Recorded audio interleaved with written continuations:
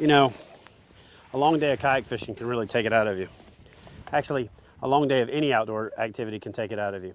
So for all of my outdoor activities, I choose Columbia Sportswear's line of products, from shoes that drain, to lightweight, quick-drying pants, to packable jackets.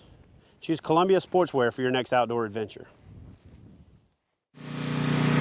We are electrofishing at San Sab on Halloween. Electroshocking is the process of analyzing what's under the water. So we throw an electrical current into the water, which you can see the guys dipping that shad. the fish. That's a gizzard shad right there. And then we're going to, at the end, weigh and measure the fish, assess what forage base is in the lake, and then make recommendations of what we might need to do. Not a big bass. So we just completed about 20 minutes of an electroshock survey at Waco Creek, San Saba Waco Creek Ranch. And one of the reasons this lake has continued to produce such great fish is that because of that fish right there. That's called a gizzard shad.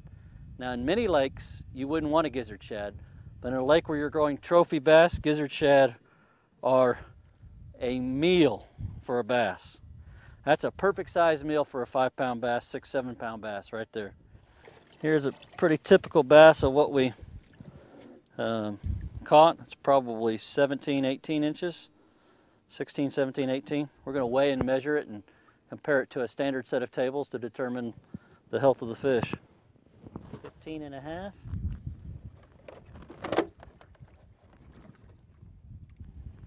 2-1. 18 and a half. Almost 19.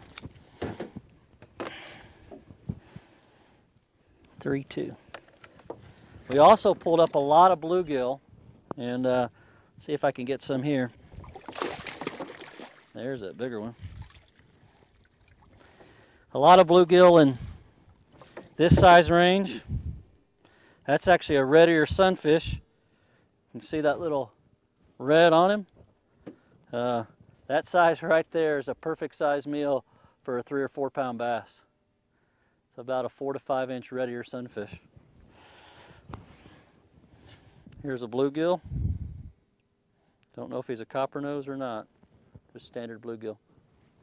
A couple things we found that I had no idea. We found gizzard shad, which is a plus in a trophy fishery like this lake.